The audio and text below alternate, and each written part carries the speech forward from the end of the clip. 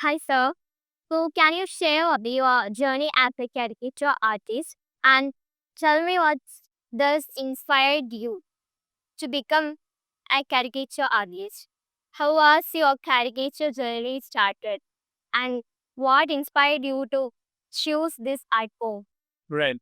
So I am not a full-time caricature artist, but I'm an editorial cartoonist, political cartoonist who learned caricature to use in my cartoons. But the learning of the art of caricature started very early, like any other cartoonist in school days, drawing funny pictures of your friends and everyone. What really fascinated me when I was a kid that the caricature doesn't exactly look like me, but it looks more like me, right? Like this one, caricature is Madhu draw of me. It's nothing is actually like me, but it's more Tanmoy than I myself. So, so I wanted to learn like what is it. At first, what we used to trace it because I was a kid. I didn't know the crafts.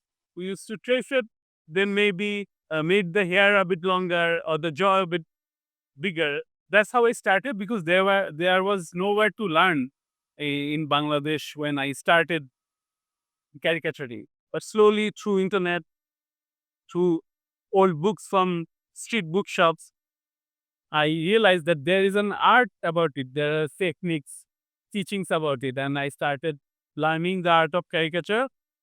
And slowly, what I also learned is that this is not just funny face. You can express the inner person extremely through a caricature, which is very hard to do with a portrait, right? Like when I do political cartoons, uh, for example, I'll make a politician look like a snake through a caricature to say that he's behaving like a snake in his politics.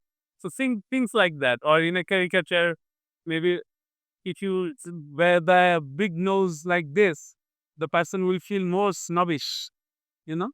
So that really attracted me towards caricature. So, then you realized that caricature could be more than just entertainment. And when you talked about politics, do caricature artists faces a lot of struggles being a caricature artist and when they express their opinions how through arts, do they experience any struggles? Right. So for caricature artists, as a profession, what we do, we draw caricature in events, in sessions, in literature festivals like this. That is not a problem. Everyone enjoys. Sometimes the people who doesn't understand what a caricature is, they will watch it and get angry.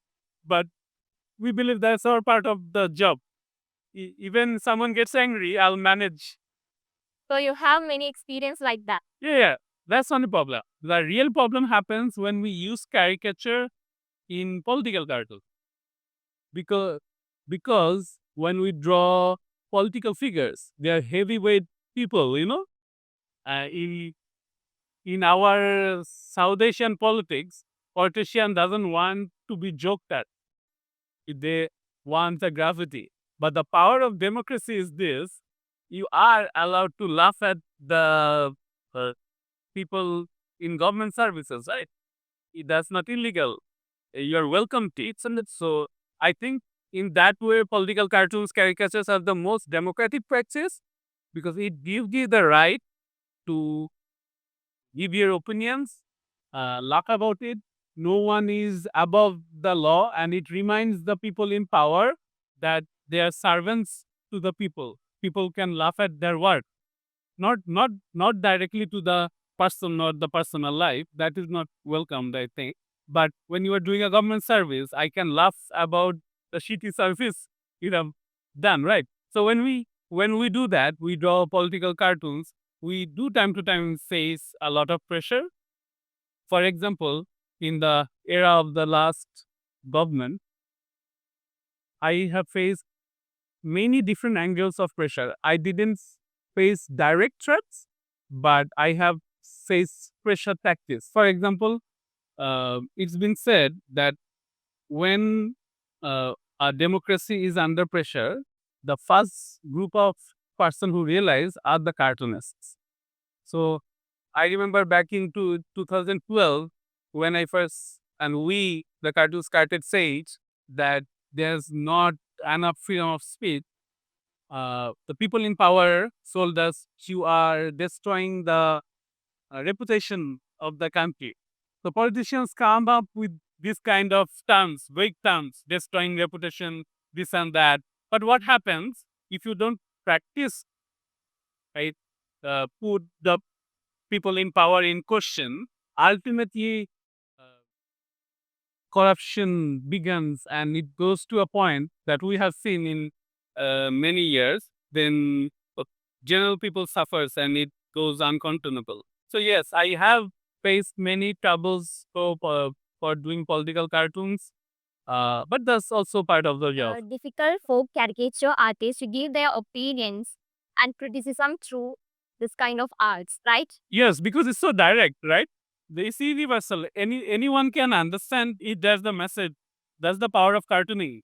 So when it's that directly, like if you can write heavy literature, the result of that is many people will understand it, many people will not understand it. So you might be safe if you write English literature. Many non-English spoken people will not understand it, so they will not get angry if they want to make them angry. But that's not the case about cartoon.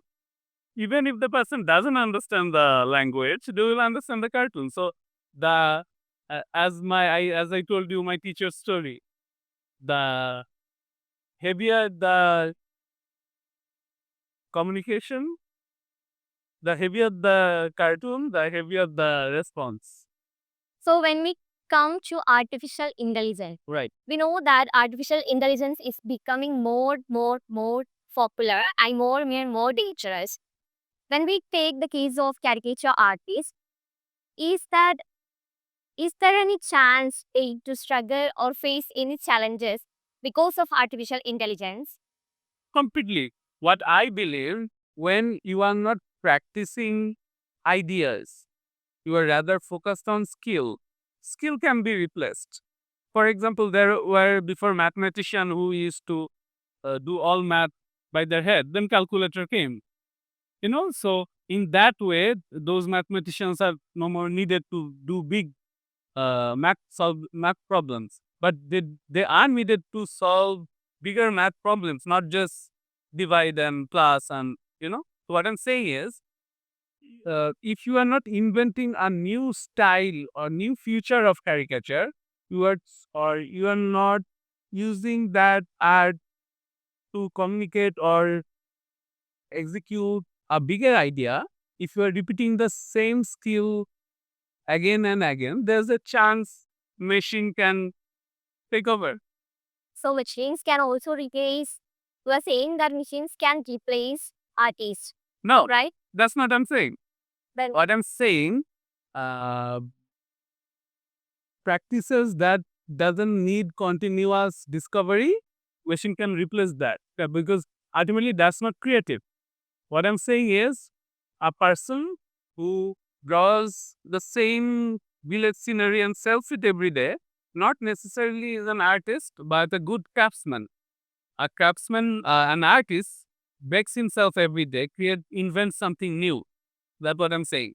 So another thing I want to say is, for artists, for cartoonists, is not about if a machine can replace me. For example, AI can also create music, right? Does that mean you will not see?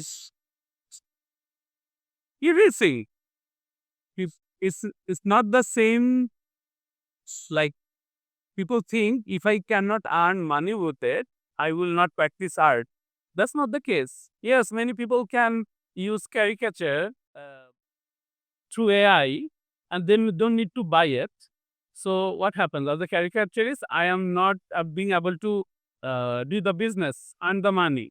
So that's all right. But the fun I have doing caricature, will I not do it because the machine can do it?